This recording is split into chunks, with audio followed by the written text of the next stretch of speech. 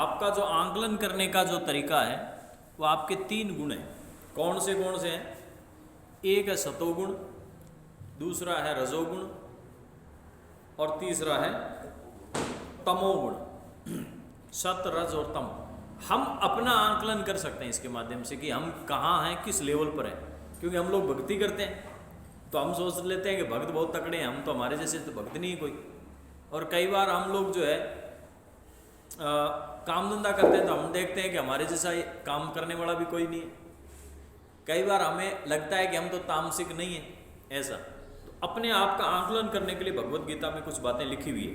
ये लिखा है कि प्रकृति से उत्पन्न होने वाले सत्व, रज और तम, ये तीनों गुण जीवात्मा को देह में बांध देते हैं। जीवात्मा कहा गया है भीतर वाली आत्मा को, देह कहा गया है शरीर को। कि जीवात्मा जो भीतर वाली है उसको बांध किसने रखा है? तो ये 3 ही गुण होते हैं, सत, रज और तम, इन तीनों ने। अब तीनों गुणों का अलग अलग इन्होंने वर्णन किया है तो अपना अपना आंकलन हो जाता है कि हमें पता कैसे चले कि मेरे में कौन सा गुण है। तो इन्होंने लिखा है उन गुणों में सतोगुण निर्मल स्वच्छ होने के कारण प्रकाशक और निर्विकार है। वह सुख की आसक्ति से और ज्ञान की आसक्ति से देह को बांधता है। सतोगुण के कारण हम सुख चाहते हैं, दूसरी आसक्ति होती है ज्ञान चाहते हैं। ये दोनों गुण किसके हैं? ये है सतोगुण के। अब आ गया तीसरा, दूसरी बात। दूसरा कौन सा? रजोगुण। तृष्णा और आसक्ति को पैदा करने वाले रजोगुण को तुम राग स्वरूप समझो। वह कर्मों की आसक्ति देही को बांधता है। तृष्णा और आसक्ति। तृष्णा शब्द का मतलब यहाँ प्रयोग हुआ है कि हम एक ली चीज फिर दूसरी के बाद तीसरी, जितना जितना हम सामान इकट्ठा करते जाते हैं उतना उतना हमारी लालसा और बढ़ती जाती है। इसका नाम है तृष्णा। तृष्णा कभी भी पूरी नहीं हो सकती। आसक्ति कहते हैं किसी भी चीज को अपना समझ लेना, किसी भी चीज को, रिश्तों को अपना समझना, सामान को अपना समझना, धन को अपना समझना, संसार को अपना समझना, हर चीज को अपना समझना, इसका नाम है आसक्ति। तो तृष्णा और आसक्ति दोनों शरीर को बांधते हैं। ये रजोगुण का लक्षण है। रजोगुण संपूर्ण देहधारियों को मोहित करने वाले तमोगुण को तुम अज्ञान से उत्पन्न होने वाला समझो। यह प्रमाद, आलस्य और निद्रा के द्वारा देह को बांधता है। तो तामसिक वृत्ति के गुण कौन कौन से हो गए? आलस, निद्रा और प्रमाद। ये तमोगुण के कारण से पैदा होते हैं। अब फिर सतोगुण में क्या क्या होता है? तो सतोगुण में सुख में और रजोगुण कर्म में लगाकर मनुष्य पर विजय प्राप्त करता है। सतोगुणी सुखी, रजोगुणी ये दुकान और वो दुकान, ये बिजनेस और वो दुकान, ये काम करना है वो काम करना है। क्रियाशीलता जितनी भी आती है वो रजोगुण के कारण से आती है। तमोगुण क्या करता है? कुछ नहीं है संसार में, ठाठ से रजाई ओढ़ कर सो जाता है, बैठ जाता है, कहीं बैठा खाता रहेगा, कहीं बैठा पीता रहेगा, उसे कोई लेना देना ही नहीं है। वो तमोगुणी को ज्ञान की उनकी ज्यादा जरूरत नहीं है। रजोगुण और तमो, अब इनमें क्या होता है कि एक दूसरे गुण को दबाते हैं। रजोगुण और तमोगुण को दबाकर सतोगुण बढ़ता है। हम जो अभी काम कर रहे हैं ना, तो इनका रोजाना काम हो रहा है। रजोगुण और तमोगुण को दबाकर सतोगुण बढ़ता है, सतोगुण और तमोगुण को दबाकर रजोगुण बढ़ता है, सतोगुण और रजोगुण को दबाकर तमोगुण बढ़ता है। ऐसे ये गुण एक दूसरे के ऊपर से घूम जाते हैं। जब इस मनुष्य शरीर में सब द्वारों, इंद्रियों और अंतःकरण में प्रकाश और विवेक प्रकट हो जाता है, तब जानना चाहिए कि सतोगुण बढ़ा हुआ है। क्या क्या लक्षण बताए इन्होंने? प्रकाश और ज्ञान। प्रकाश का अर्थ है इंद्रियों और अंतःकरण में जागृति, अर्थात रजोगुण से होने वाले मनोराज्य, तमोगुण से होने वाली निद्रा, आलस्य और प्रमाद न होकर स्वच्छ होना। ज्ञान का अर्थ है विवेक, अर्थात सत असत, कर्तव्य अकर्तव्य आदि का ज्ञान होना। प्रकाश और ज्ञान आने पर साधक उनको अपना गुण मानकर अभिमान न करें, प्रत्युत उनको सतोगुण का ही कार्य माने। प्रकाश किसको मानते हैं? प्रकाश इसका नाम है जैसे हमें चीज़ों के बारे में अच्छा फील होने लग जाता है, ज्ञान होने लग जाता है। प्रकाश का शब्द का यहाँ पर है। वैसे भी शरीर में भी परिलक्षित होने लग जाएगा, शरीर में भी प्रकाश परिलक्षित होता है। ये तो सीधा गुण। वैसे इसका मतलब है कि यूं लगे जैसे ज्ञान ही ज्ञान मिल रहा है, ज्ञान ही ज्ञान, उल्टी सीधी चीज़ों में नहीं, धर्म में, भगवान में, प्रकृति में, इनमें। तो ये सब गुण किसके हैं? सतोगुण के। रजोगुण बढ़ने पर क्या होता है? तो रजोगुण बढ़ने से लोभ की प्रवृत्ति, कर्मों का प्रारंभ, अशांति और स्पृहा ये वृत्तियां पैदा होती है। जब रजोगुण बढ़ता है तब लोभ प्रवृत्ति आदि ये वृत्तियां बढ़ती है। अतः ऐसे समय साधक को यह विचार करना चाहिए कि जब अनंत ब्रह्मांड में लेश मात्र भी कोई वस्तु अपनी नहीं है, सब वस्तुएं मिलने बिछुड़ने वाली हैं, फिर अपने लिए क्या चाहिए, ऐसा विचार करके रजोगुण की वृत्ति को मिटाना चाहिए। रजोगुण क्या करेगा कि लालच पैदा कर देगा, लोभ, और हम कर्म ज़्यादा करने चालू कर देंगे, उल्टे सीधे ये वो और फलाना ढिगना। देखते हैं झटकाते रहते हैं लोग। कई कई बिजनेस ऐसे करते हैं जैसे बस बाकी तो कुछ करना ही नहीं है। जैसे चिंटी नहीं होती, चिंटी बस एक ही बिजनेस है उसका कि इधर से जहाँ मिल गया गम उठा उठा के शिफ्ट करना, उसका एक ही काम। ऐसे ही जो ये रजोगुणी जो ज़्यादा क्रियाशील है वो तो बस लगे रहेंगे, उन्हें कोई लेना देना संसार से, कोई लेना देना। सुबह हुई चलो जी जल्दी से क्या दुकान खोलनी है, ये करना है, वो करना है, वो ग्राहक आ जाएगा, वो भाग जाएगा, ऐसे कर देंगे वैसे कर देंगे, वो उसमें रात को 11 बजे फ्री होकर के वापस आएंगे, सुबह फिर भाग लेंगे। ऐसे ही जो सर्विस वाले लोग जो हैं, जो चक्री चढ़े रहते हैं, वो अपने आप को कहीं पर कुछ मानते ही नहीं।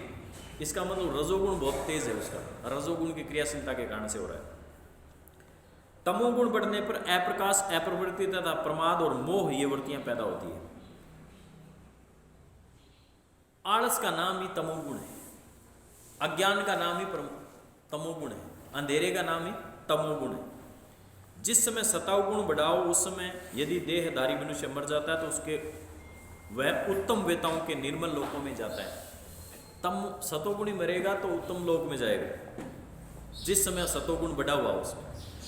रजोगुण जब बढ़ा हुआ हो उस समय अगर कोई मनुष्य मरेगा तो मूढ़ योनियों में पैदा होगा, और अगर तमोगुण के अंदर वो मरेगा तो इसमें जाएगा नीच योनियों में। नीच योनियां कौन सी है? तो नीच योनियां ये है कि जिसमें कीड़े हैं, मकोड़े हैं, पड़े रहते हैं, लटे हैं, कीट पतंग है, ये सब है। हाँ, ज़्यादातर बहुत ज़्यादा पड़े रहते हैं। उनको उनके अंदर कोई ऐसी सामर्थ्य नहीं हो कि वहाँ से वो किलोमीटर जा सके, जा ही नहीं सकते, वो उसमें पड़ा ही रहना पड़ता है, पड़ा ही रहना पड़ता है।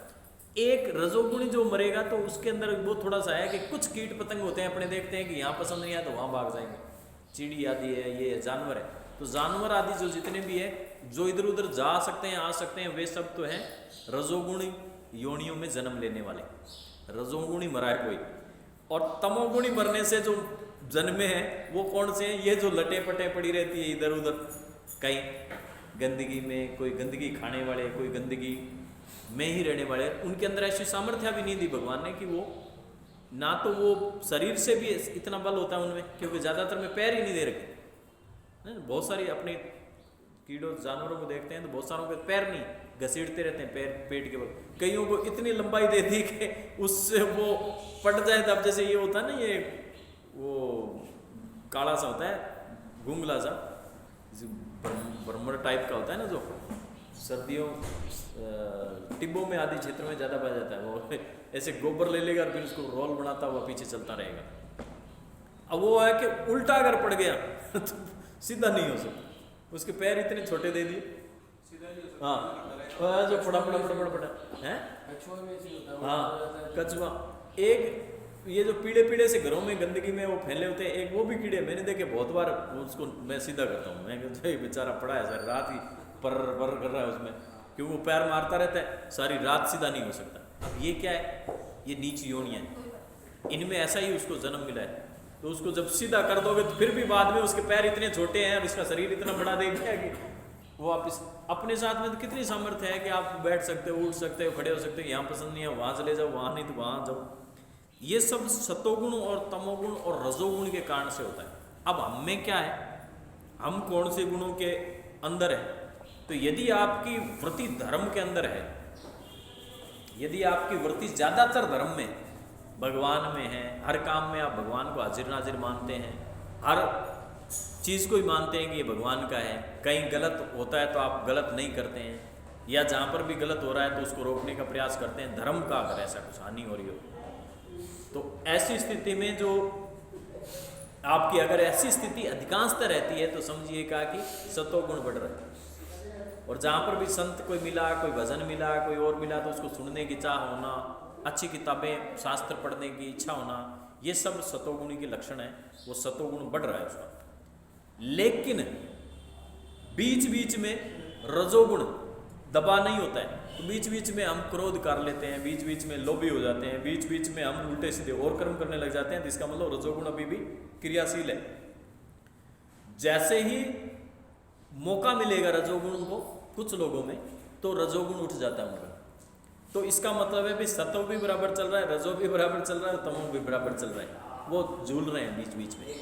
लेकिन यदि चाहने के बाद भी आपको कोई जबरदस्ती भी अगर बैठाना चाहेगा, जी नहीं भाई साहब तो यहाँ बैठो, ये करना ही पड़ेगा, ये कर लेंगे, तब भी आप अगर इन्वॉल्व नहीं होते, तो इसका मतलब आप में सतोगुण अच्छा है, सतोगुण टिकने नहीं देगा।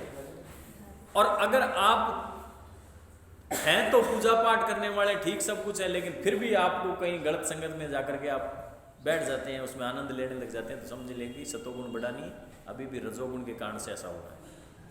ये सारी चीज़ें के आधार पर अपने पता लगा सकते हैं कि हम किस लेवल पर काम कर रहे हैं। फिर उसके बाद में नीचे आ जाता है तमोगुण। तमोगुण में ज़्यादातर वे लोग तो यहाँ आते ही नहीं, तमोगुण यहाँ आने का सवाल ही नहीं है। वो तो खाया पिया सोया उठा और फॉर्मेलिटी कराएगा, कोई काम करना है, गौर करना है, कराएगा, फिर वापस शाम को अपना दारू के ठेके पर जाना, खोल लेना, खाना पीना, मस्ती, फिर रात बिताई, सुबह उठे, फिर वही धंधा। तो समझ लेंगे कि खतरनाक लेवल पर तमोगुणी। अब ये मैंने आपको इसलिए बताया है कि इन कारणों से हमें इन लोगों से एक तो क्या बचना चाहिए, दूसरा इनके साथ माथापड़ी नहीं करनी चाहिए। कई बार क्या होता है कि हम लोग उलझ लेते हैं। अब तमोगुणी आदमी को जाकर आप ज्ञान देने लग जाओ, क्या भाई साहब ये ऐसे राग रहो, तुम ऐसे राग रहो, फलाना राग रहो, ढींगड़ा रहो, असर ही नहीं होता उस पर, तमोगुणी पर असर होगा ही नहीं। ऐसे ही रजोगुणी को आप जाकर के ज्ञान दे दो कि जी भाई साहब ऐसे कर लिया करो, वैसे कर लिया करो, तो आप चाहे सिर मार लें घंटा पर बैठे बैठे उसके साथ में, 1 घंटा ज्ञान दे दें, 2 घंटा ज्ञान दे, रजोगुणी के असर नहीं पड़ने वाला, रजोगुणी वैसे ही रहे। हाँ, जिसमें सत्व पहले से थोड़ा प्रधान है, वो कहे कि जी भाई साहब मेरे को थोड़ा इस विषय में बताओ, मैं क्या करूँ, तब समझ लेना कि ये सत्वगुण में आना चाहता है, ऊपर आना चाहता है, तो उसको फिर निकालने के लिए आपको जरूर एक प्रयत्न करना चाहिए। मैंने ये बात इसलिए कही है कि घरों में हमारे तमोगुणी भी है, सतोगुण भी है और रजोगुण भी।